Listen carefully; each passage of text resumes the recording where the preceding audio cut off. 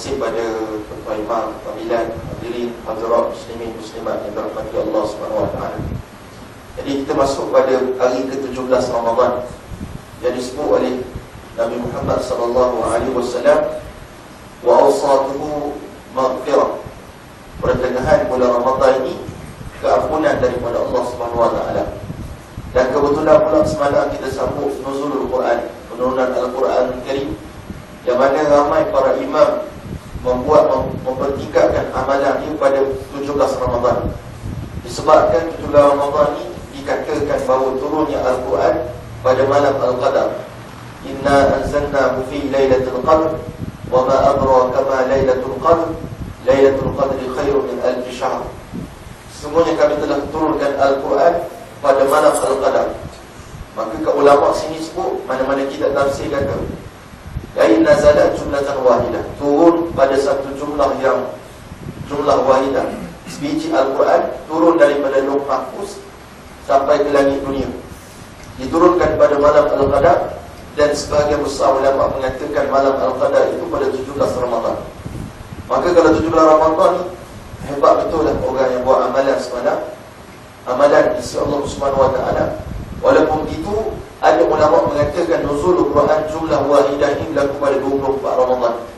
Ala kulli hal wa fi kulli hal, kita disyaratkan ataupun disunahkan untuk melaksanakan ibadat pada bulan Ramadan sepenuhnya, daripada awal Ramadan sampai habis Ramadan, untuk mendapat darjat muttaqin, orang bertakwa kepada Allah SWT. Butuh sungguh kita ni tuan-tuan, sebab kita masih hidup lagi sampai saat ni.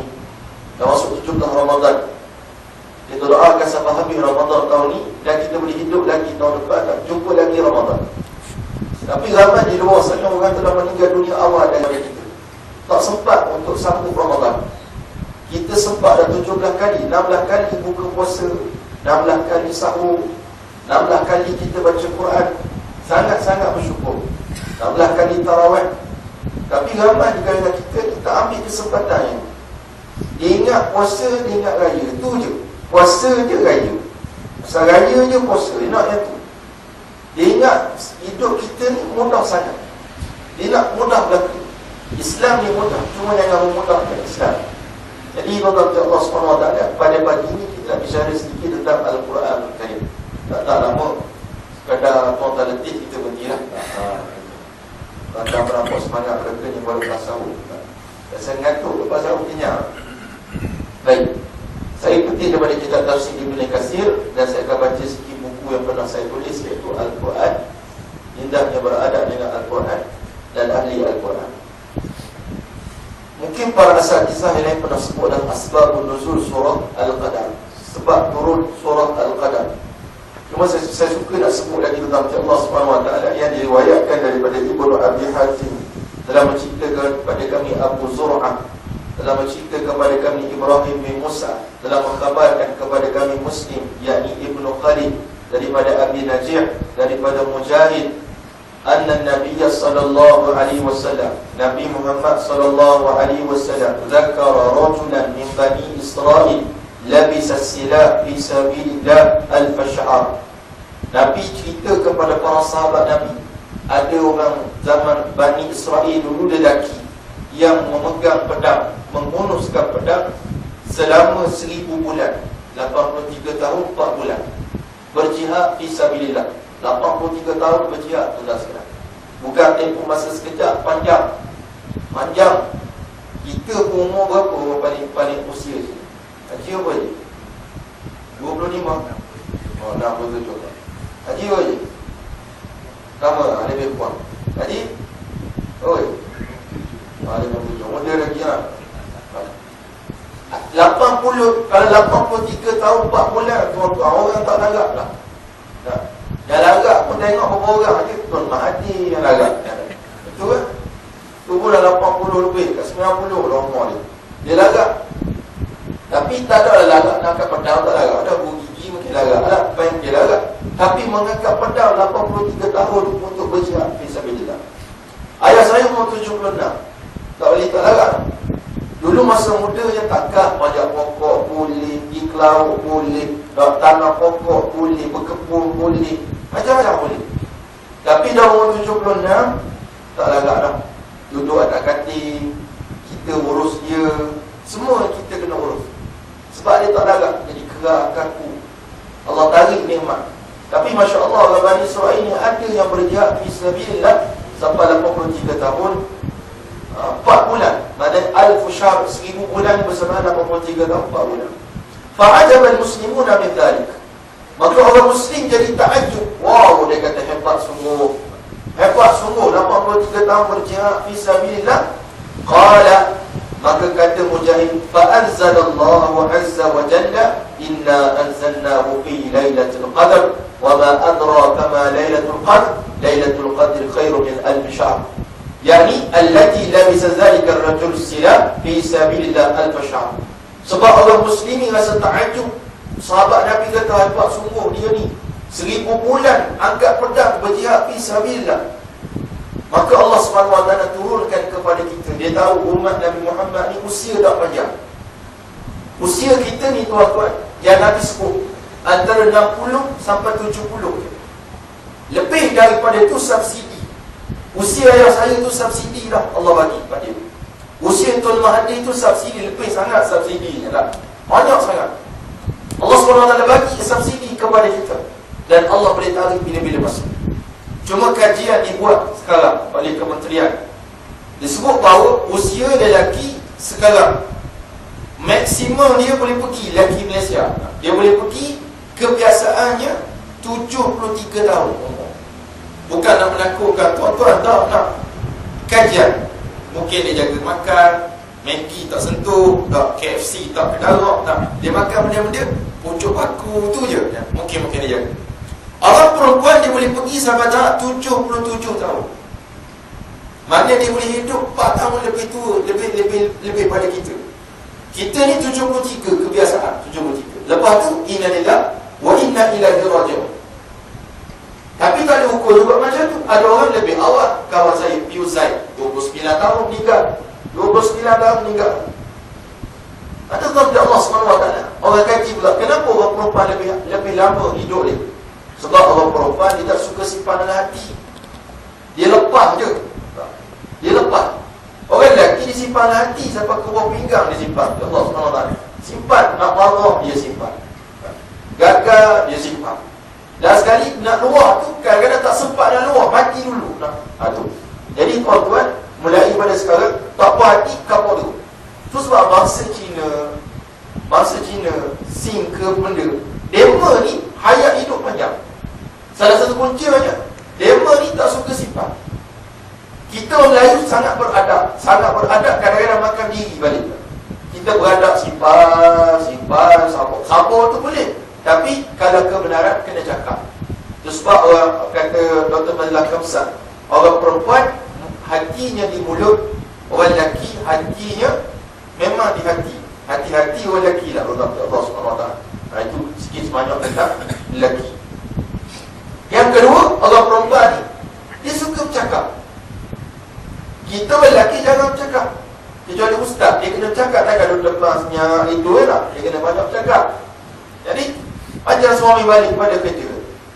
Isi katanya, abang dah balik bang. Pak kataan, abang dah balik bang. Pak.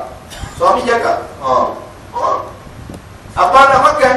3. Orang kata, juga. Dia tak suka cakap banyak. Ada juga lelaki suka cakap banyak. Nak makan? 3 jawab. Dah balik, dia jawab. Mungkin dia akan sama naik, hidup lama sikit sama dengan isteri dia, Allah SWT. Yang ketiga, lelaki ni dia cover macho kuat sangat. Cover macho. Tahu macho? Haji macho. Cover ke jantanan dia. Orang perempuan cerita sedih sikit nangis. Orang lelaki dia tak. Padahal nak menangis dia pegang macam-macam dia pegang. Supaya tak menangis. Orang perempuan menangis. Tak, suami kahwin lain menangis, suami tak kahwin menangis, suami mati menangis. Tengok cerita chef buat masak pun menangis.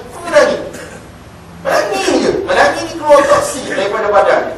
Itu sebab ulama dulu suruh kita menangis.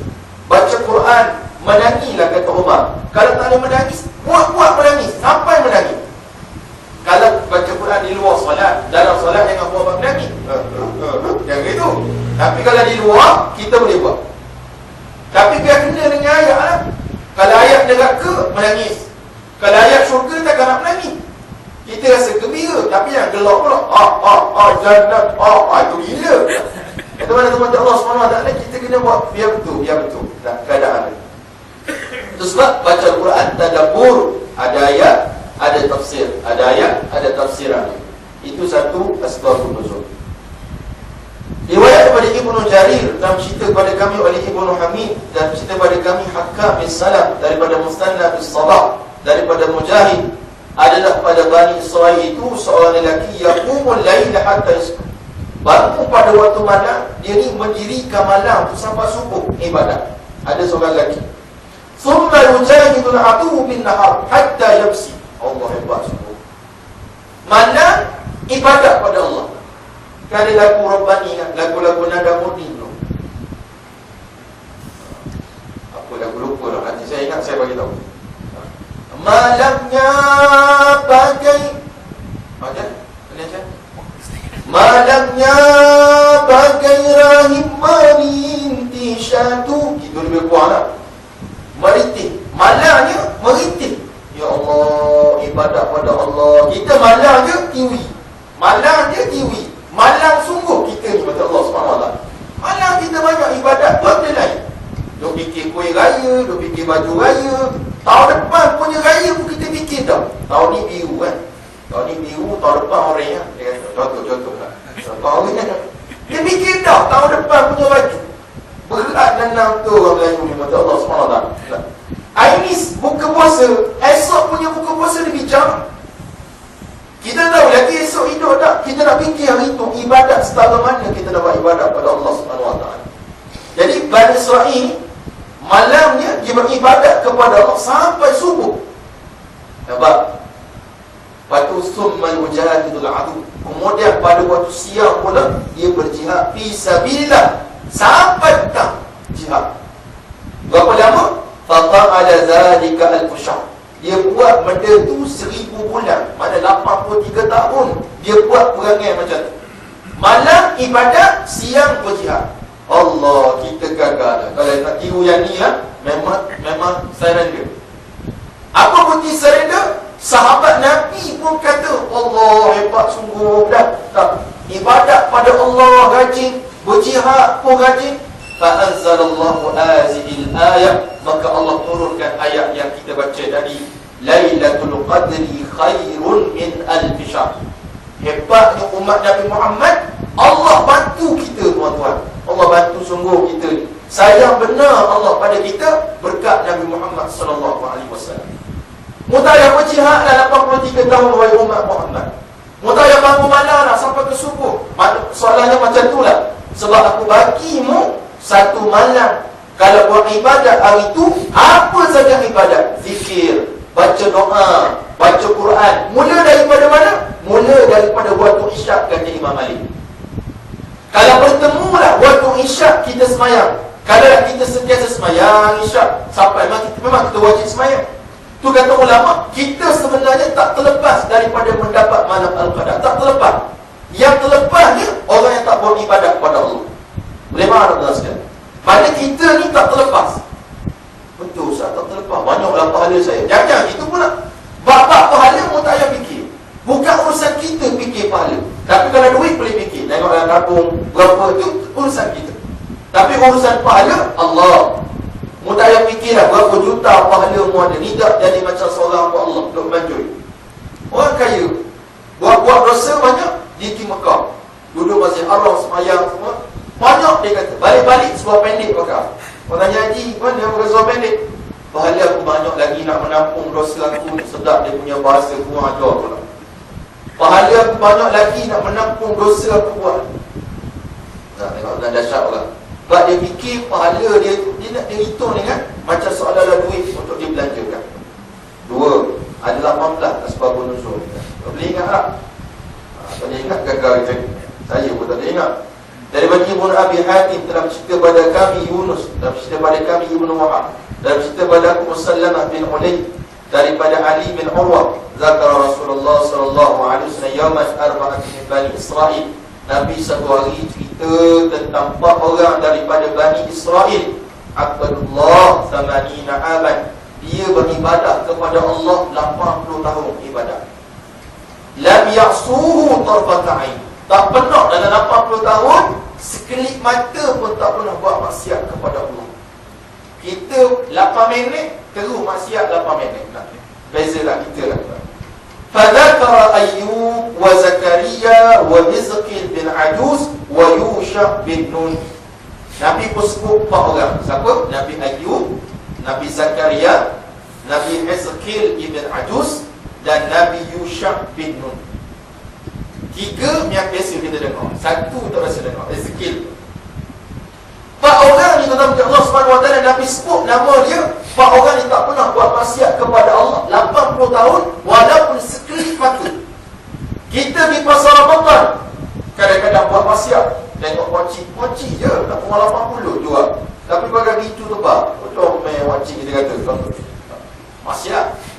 Tengok orang jual, jika lagi pasar Ramadan, kita kena pilih sikit. Carilah tempat orang yang tutup aurat, kita support dia. Bukan mana orang terdak aurat tu dosa besar kita beli tempat dia. Tak. Sebab kita seolah-olah dia dengan Allah pun dia tak jaga hubungan. Macam mana nak jujur dalam masakan dia kepada Allah SWT. Walaupun halal dan tayyiban orang Islam juga, cuma carilah betul-betul yang terbaik. Hak pemilik kita. Kita yang beli. Tak wajib beli tempat dia. Walaupun sedap orang beratur 3 km beratur nak beli makanan dia. Tapi tak tutup aurat, baiklah beli makanan wajib yang tutup aurat, pakcik yang jaga solat dan sebagainya. Ni dah, sedap dia tu dah. Aku 8 jam tunggu pun tak apa sebab sedap. InsyaAllah tak boleh 4 orang ya. Fa'ajab ashabur rasul. Maka para sahabat Nabi pun rasa takjub sungguh kebatan mereka ini. Fa'atahu Jibril. Maka datang Jibril AS. Faqala ya Muhammad, ajibat ummatak. Wahai Muhammad, umatmu takjub sungguh dengan ibadat 4 orang tadi 80 tahun ibadat. Lam ya'suhu tarfatan, dan tak pernah bermaksiat kepada Allah walaupun sekali mata. Faqad anzalallahu khairan min dhalik. Maka sesungguhnya Allah telah turunkan lebih baik daripada itu pada kita, Allah Subhanahu wa taala. Apa dia? Inna anzalnahu fi lailatul qadr. Allahu akbar. Apa lagi dalil nak tunjuk pada tuan-tuan agar kenalah bersungguh-sungguh untuk buat ibadat pada malam-malam Al-Qadar. Daripada Sufyan ibn Thawri, balaghani anil Mujahid, daripada Sufyan Thawri, seorang ulama besar hebat. Sufyan Thawri ni tuan-tuan Allah Subhanahu wa taala antara orang yang ceritanya banyak dinakalkan oleh imam-imam kehebatan dia. Ada 2 orang nama Sufyan, Sufyan Thawri dan Sufyan ibn Uyainah. Dua-dua ni ulama besar. Tuan-tuan kalau rajin belilah kitab Siyar A'lamin Nubala, Al-Imam Al-Zahabi, Siyar A'lamin Nubala, atau boleh rujuk juga kitab Ashabu, kitab Hayatus Sahabat. Maulana Zakaria pada cerita kisah Sufyan Thawri radhiyallahu ta'ala.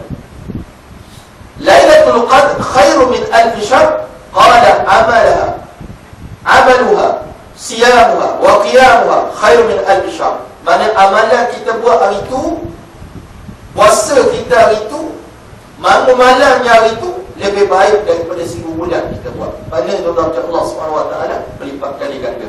Bahkan Nabi SAW punya sayang kepada kita.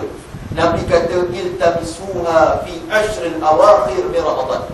Carilah malam Al-Qadar itu 10 malam akhir Ramadan.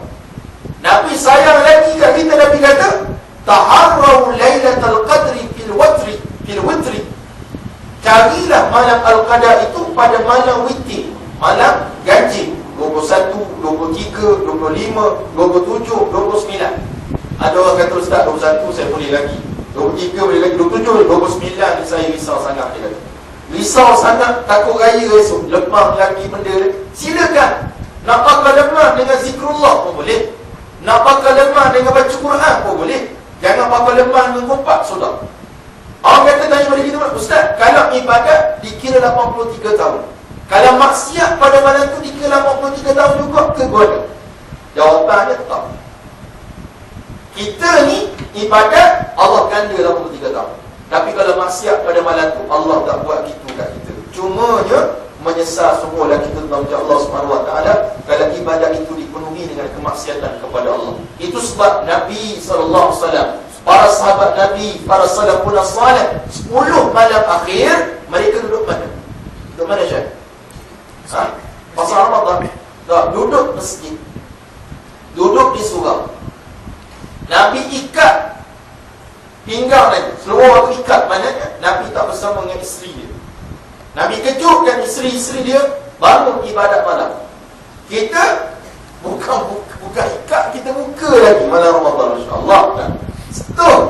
Iktikaf paling cepat satu lahzah, sekejap, ataupun ikutlah kemampuan tuan-tuan. Sebab ada orang takut dia duduk masjid, dia kata jin tindih lah. Dia tu jin sebenarnya tak, tapi dia kata jin tindih. Padahal dia tindih jin pun beradu dengan jin-jin lain. Ini untuk Allah SWT, maka kita kena buatlah ibadah. Tak gaji kita rumah lah. Tahun ni mungkin kita try 2 jam. Tahun iktikaf.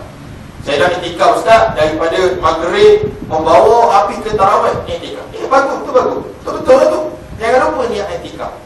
Kalau lah sebab kata Imam Malik, dikira malam Al-Qadar itu bermula isyak tu mula dah. Adakah bagusnya kalau kita dapat beribadat kepada Allah Subhanahu Wa Taala, dan alangkah bahagianya kita macam Allah Subhanahu Wa Taala, sebab kata Allah Subhanahu Wa Taala, tanazzalul malaikatu war-ruh, pada hari itu turun para malaikat dan malaikat Jibril alaihissalam. War-ruh au layu mari tafsir ruh ni, ruh membapak kita bagi kan. Tu dia pasang pelita 7 likur supaya malaikat kenal lorong rumah dia, kepala otak dia tak. Dia sepatutnya 7 likur tu adat kita silakan. Saya biasa buat kat balok kampung saya tu. Kita cari tepung banyak-banyak bakar. Pelita penuh keliling. Tak apa keliling rumah kita pasang pelita. Berani je kita ni. Sebab apa? Malam 7 likur. Tanya 7 likur tu mana? Tak tahu. Tapi orang tanya waktu 7 likur ni malam Lailatul Qadar dia. Okey, hebat orang Melayu ni. Malam ni 27 Ramadan dia pasang. Ada orang 7 likur daripada awal Ramadan dah dia pasang dah pelita. Itu memang tak betul dah. Tapi kita sambut. Saya belajar di Mesir tu, orang Mesir awal Ramadan dia pasang lagu lillah. Pasang dah alam ya Ramadan alam. Dia sambut betul-betul Ramadan. Kita sambut lillah tu bila dekat nak raya. Esok raya malam ni pasang sampai kena kejutan elektrik lagi. Allah SWT pasang lagi. Okey, sikit lagi sebelum kita masuk sekian. Kita tak panjang kan. Kita tunjuk kita berhenti lah insya-Allah. Baiklah, ke tempat lain. Tanazzalul malaikatu war-ruhu fiha bi'izni rabbihim min kulli amr. Disebut ramainya para malaikat yang turun pada malam tu, maksud juga likasrati barakatiha. Barakat banyak sangat pada waktu itu. Wal malaikatu yatanazzaluna ma'a tanzilul barakah wa rahmah. Dan malaikat turun, dia turun sekali dengan rahmat dan berkat. Itu sebab kata Syekh Fahmi Zamzam dalam kuliah dia, bila malam Al-Qadar tu kita ni rasa syahdan je rasa. Nak baca Quran rasa sedih. Doa tu ya Allah, doa makan je nangis-nangis. Contohlah. Rasa sebab mudah sangat sebab. Itu kemungkinan malam Al-Qadar. Dah Ustaz, saya hari-hari sebab. Hari-hari lah Al-Qadar macam nak dapat. Maknanya kita kena buat gitu. Rasa. Kata dulu tanda yang kedua, biasanya kalau kawasan kita ni kawasan anjing menyalak. Hari-hari malam-malam. Tapi kalau malam Al-Qadar ni biasanya anjing tak menyalak. Senyap, tak bunyi anjing menyalak. Dia bunyi suami kita. Itu lain pula. Maknanya kalau kita berdoa Allah SWT, dia antara ciri-cirinya disebut gitu. Dan saya nak sebut pada tuan-tuan juga, tip ni mungkin lah orang-orang lama kita tahu tip ni. Cuma saya nak kongsi kepada tuan-tuan tip yang saya ambil daripada Syekh Fahmi Zamzam, macam mana nak cari malam Al-Qadar.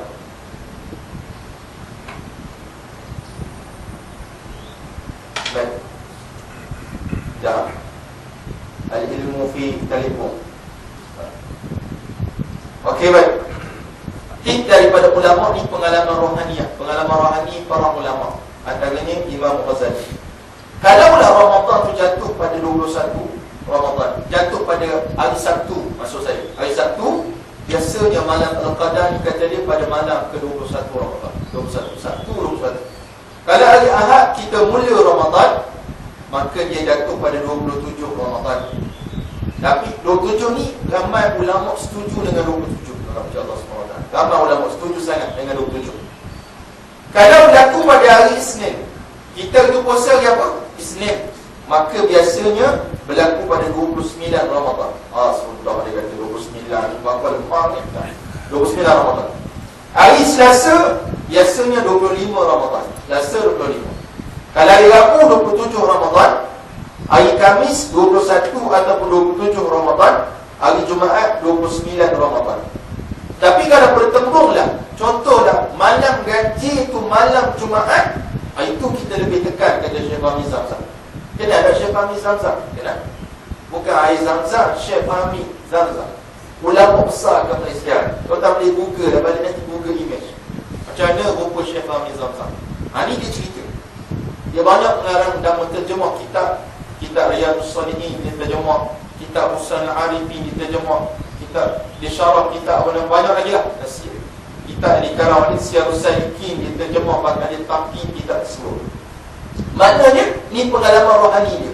Dia kata kalau bertembung sama malam ganjil itu malam Jumaat, contohnya 27 tu malam Jumaat, itu double keberkatan dia. Itulah kita kena tekan tu. Ataupun dia kata malam Isnin, 2 malam ni. Ganjil tu malam Isnin berlaku. Atau malam 21 tu Isnin, malam Isnin. Hari ni Ahad, kita solat malam esok Isnin. Itu malam Isnin. Maka tetap Allah SWT itu antara sebesar-besar tanda lah yang diberikan kepada kita.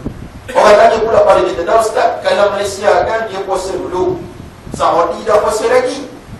Jadi kita gaji, Saudi kena, Saudi gaji, kita kena. Berapa kali malaikat turun, dia kata. Nak malam Al-Qadar tu berapa kali? Saya kata, dia tanya Jibril sendiri lah tak? Sebab saya tak erti. Dia tanya soalan-soalan yang pelik gitu. Iaitu urusan Allah dan tuan-tuan sekalian. Kita di Malaysia ikut kita lah. Di Saudi ikut dia. Jangan kita Saudi ganji, kita genap. Kita macam mana aku ni tak dapat ada Al-Qadar sebab Mekah, Kaabah ada kat sana. Tak kira yang tu tuan-tuan sekalian. Hukum mengikut setempat. Tu sebab masa kita puasa baru ni, ada rakyat kita tak nak puasa.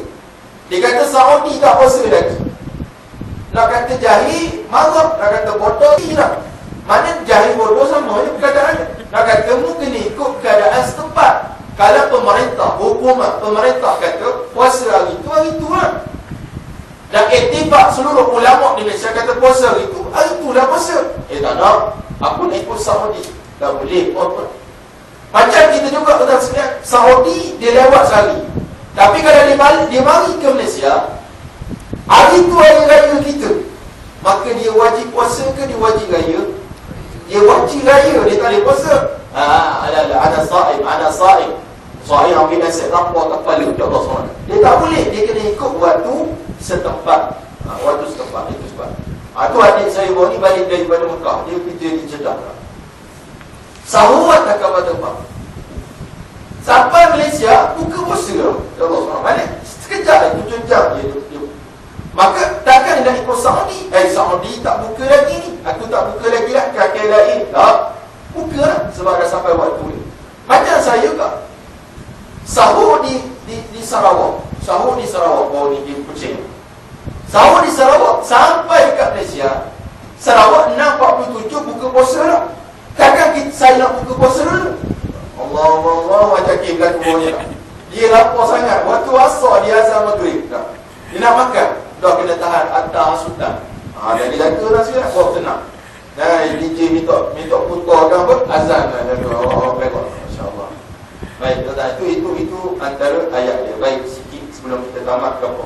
Pertemuan kita nampak 14 orang dah tidur. Jadi kita nak baca sikit kepada Allah SWT. Memperbanyakkan bacaan Al-Quran, amalan para salafus salih. Ini saya nampakkan dalam buku. Hendaklah sentiasa menjaga dan membaca Al-Quran serta memperbanyakkan bacaannya. Ini kerana para salafun salih, adat dan kebiasaan mereka dalam mengkhatamkan Quran berbeza-beza. Saya bagi cerita. Contohnya antara orang yang Allah beri kelebihan luar biasa dibaca Quran, yang mampu mengkhatamkan Al-Quran setiap hari sekali khatam Al-Quran. Mereka itu antaranya Sayyiduna Uthman ibn Affan radhiyallahu ta'ala, sahabat Nabi yang mulia. Khatam sekali sehari. Ada riwayat kata dia khatam Al-Quran ni dalam solat sunat witir di semayang. Yang kedua, Sayyiduna Tamim Ad-Dari. Kenal Tamim Ad-Dari? Yang kita kenal Hijab Tamim ke? Nah, ni Tamim Ad-Dari ni salah seorang sahabat Nabi. Kalau cerita bab Dajjal, dia lah perawi hadis. Dia cerita kat Nabi, lama dia cerita. Nabi suka dengan cerita Tamim Ad-Dari. Dulu dia orang Nasrani, Kristian. Dia sempat bertemu dengan Dajjal di sebuah pulau waktu Tamim Ad-Dari radhiyallahu ta'ala. Dia ni pun khatam Quran sekali-sekali. Antara lain tabi'in hebat Sa'id ibn Jubair radhiyallahu ta'ala. Antara lain lagi Mujahid, yang saya sebut nama dia tadi, Mujahid, tabi'in hebat. Antara lagi imam kita, Imam Syafi'i, tabi'in. Imam Syafi'i ni khatam Quran kalau bulan Ramadan 2 kali. Sekali siang, sekali malam. Sekali siang, sekali malam. Kita khatam Quran berapa kali sehari? Kepada Allah SWT. Banyak kali Ustaz, saya banyak kali sampai 4 kali sehari kita khatam Quran. Hebat pakcik. Wali Allah dah. Qul huwallah, Qul huwallah Pak. Qul huwallah 12 kali saya baca. Cuma Nabi kata baca 3 kali menyamai khatam Quran. Betul lah tu. Betul. Tapi yang saya sebut nama ni, dia bukan baca Qul huwallah, dia baca seluruh Al-Quran tu dia baca. Apa sebab kelebihan dia? Yang pertama, mereka dekat dengan Allah. Mereka faham Al-Quran. Tuan-tuan, kalau tuan faham sesuatu, mesti seronok kita buat. Orang buat kek, dia faham cara buat kek tu sebab dia seronok, dia tak sedap tadi. Start sahur, habis berbuka baru habis. Tak sedap dah, berbuka dah. Buka makan kek sebab dia punya seronok dan Allah SWT. Tapi kalau kita seronok kerja tu, kita rasa faedah. Saya pernah kerja tu, kerja apa? Kerja hotel. Masa saya lari pada sekolah tu, saya ni nakal tu sekarang. Orang ada SPM, kita lari pada sekolah tu. Sebab tak ada duit lah, banyak alasan yang direka-reka. Duit tak cukup belanja lah, lari pada sekolah lah, tak ada semangat lah, betul cerita lah, macam-macam. Dan sekali kita kerja dekat hotel, public area. Dah lah dia baju ketat. Jadi kita satu nampak, kena punggung ke depan dan sebagainya. Tak, sapu di kat kolam. Kita pula jenis pemalu. Tengok orang malu, tutup muka lah. Sapu kolam, payahlah sapu kolam macam ni. Tutup muka apa kolam. Nak sedut, sapu lah kolam. Last sekali sehari je saya bekerja. Sebab tak seronok. Tapi kalau kita jumpa kerja yang kita seronok, sama juga dengan baca Quran. Sebab imam-imam ni, dia sangat suka baca Al-Quran Al-Karim, sebab dia faham Al-Quran.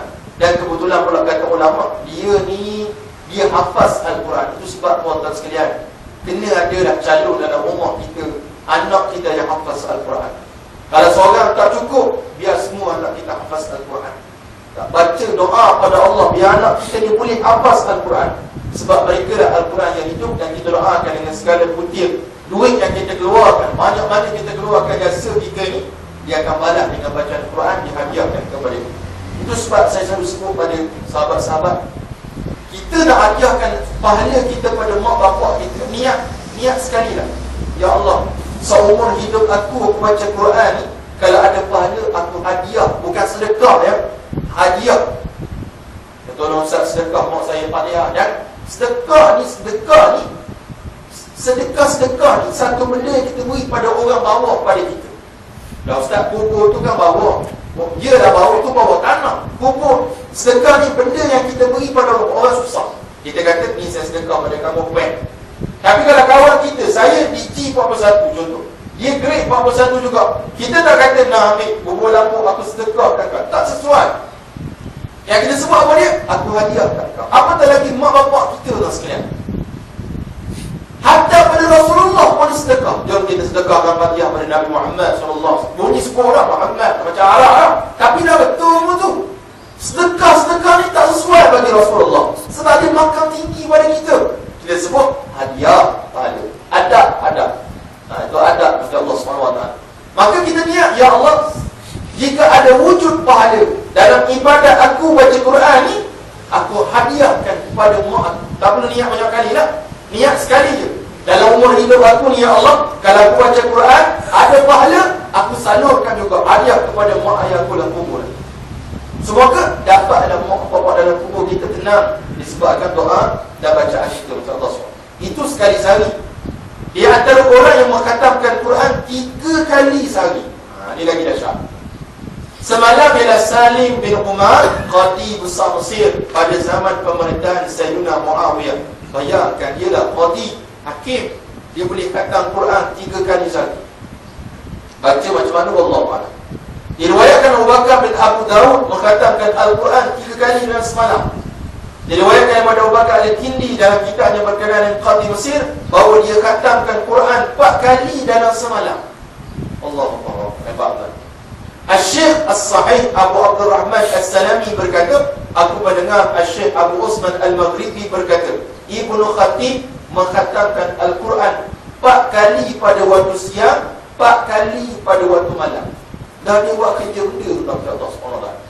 Maka kita baca kaji, rupanya mereka ni menghabiskan.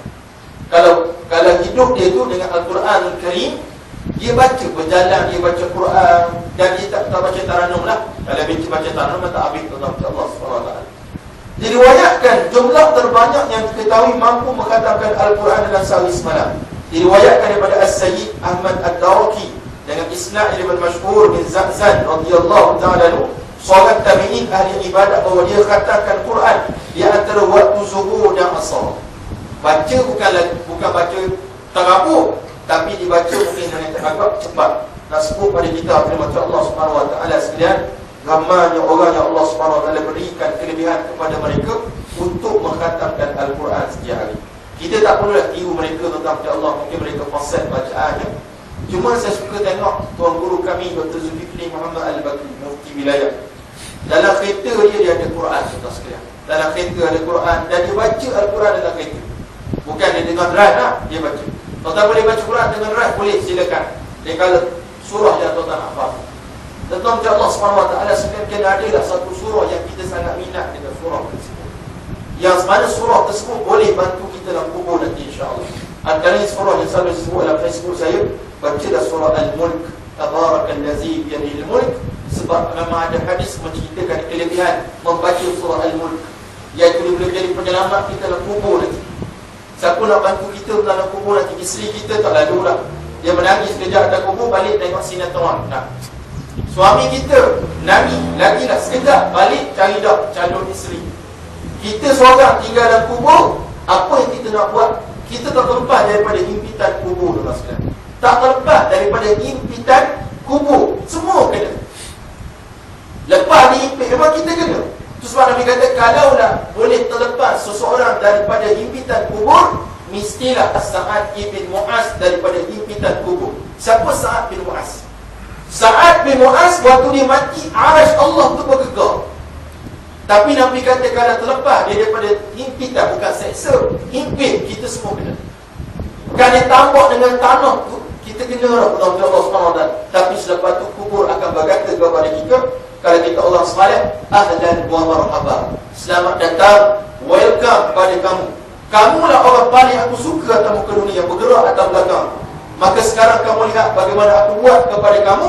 Maka dibesarkan kubur tersebut seluas sejauh mata memandang, dan menjadilah kubur tersebut raudhatun min riyadil jinan, taman daripada taman-taman syurga Allah Subhanahu wa taala.